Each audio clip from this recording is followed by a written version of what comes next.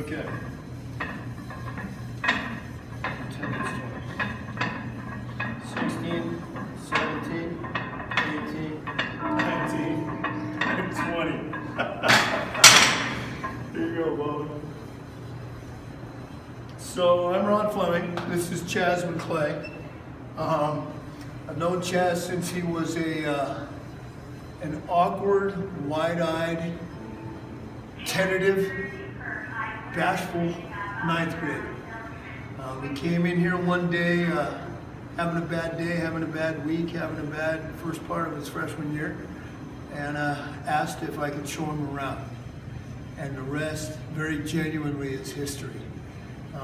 Chaz, why don't you tell us a little bit about yourself, when you graduated, how long you've been lifting, that sort of thing. So I graduated in 2016, and I've been lifting since I've met Ron here. That was the beginning of my freshman year, kind of going through my hard depression, and that was after the fact when I tried to commit suicide. So I had to stay after school, and I found my way down here, and I didn't know the difference between the barbell, dumbbell, bench, or deadlift. He taught me all that. So it was an actual clinical depression. You were in the middle of it Yeah. when you came down here. And the suicide attempt had been while you were enrolled in high school? Yeah, right. Okay. Well, I'm glad you failed. Yeah, me too. That's Me one too. of the times. So what happened then was I have been training with strength conditioning training with weights since I was about Chaz's age at that point. I was 14 or 15 years old and started my wrestling coach at 6 in the morning. And I've been training ever since.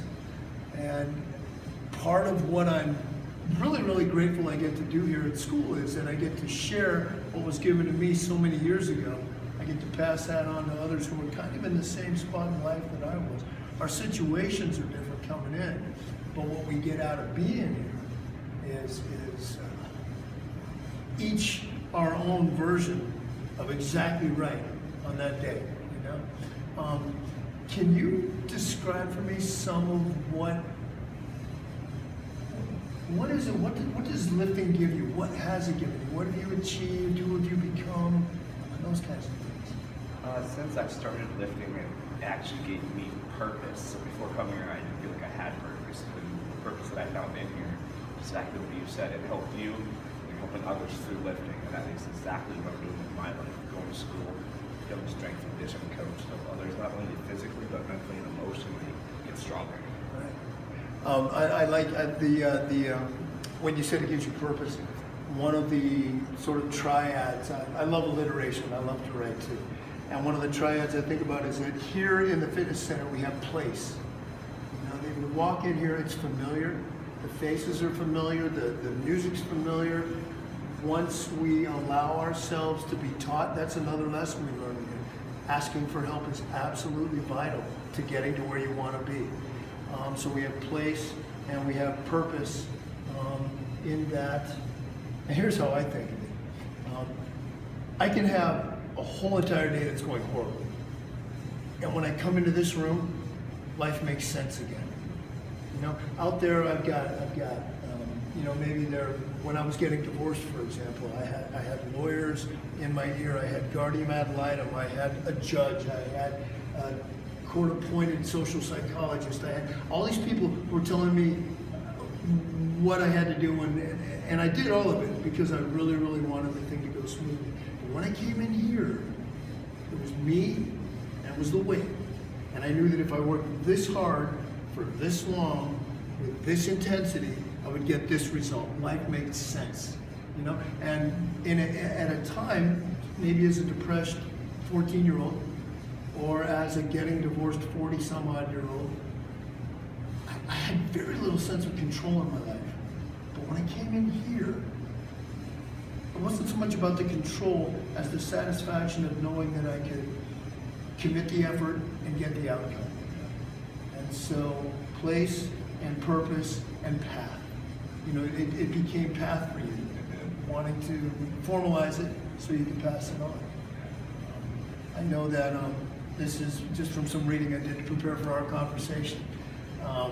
I know that certainly in high schoolers, 9th through 12th grade, I think it's at least 60 minutes of some sort of exercise, 4 or more times per week. Like a quarter, 23% of the kids in the survey reported feeling better from actual physiological depression, reported decreased suicidal ideation, reported better sleep.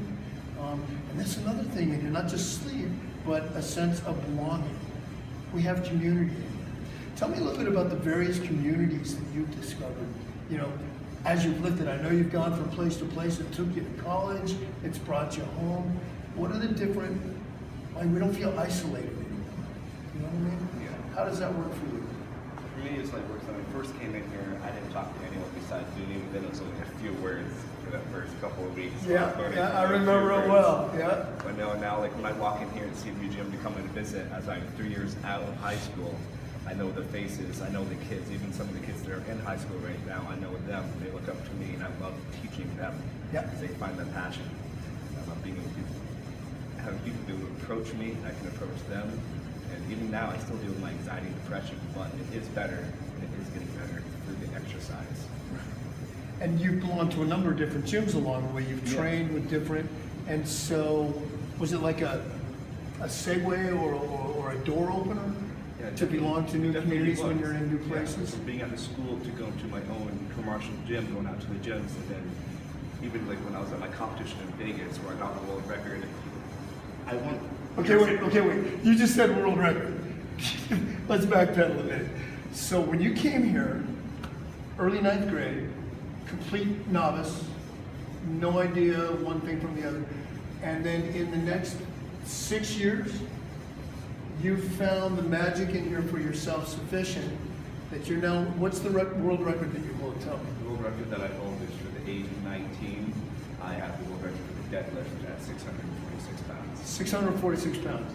So you can basically lift a small car if we need you to. That's fantastic. But then it opened doors for you as well, right? Tell me a little bit about, I know you've come home, but you went to college because you got recruited for... I got recruited for powerlifting after the fact of getting that world record out in Vegas, and a school in Illinois recruited me to be on their powerlifting team this last semester. So I spent this last semester out in Illinois doing that, competing in Washington State. So in some ways, and where I'm going with this is that I think that you walk into a gym and you find all you got to do is ask for a spot, and then 3-4 sets later you have a friend, you know, and you're wondering what am I going to do when I'm done in high school, and in your case is unique and special, but you got recruited by a college to come in and power lift for them on their team. Beginning by working out, I work out every day after school after I learned algebra from you. Every day from 3:30 to 5:30. Stayed as hard as I could, went home, showered, did homework, and went to bed. And it felt great. Yeah. Just to do that. Just to do everything that. out.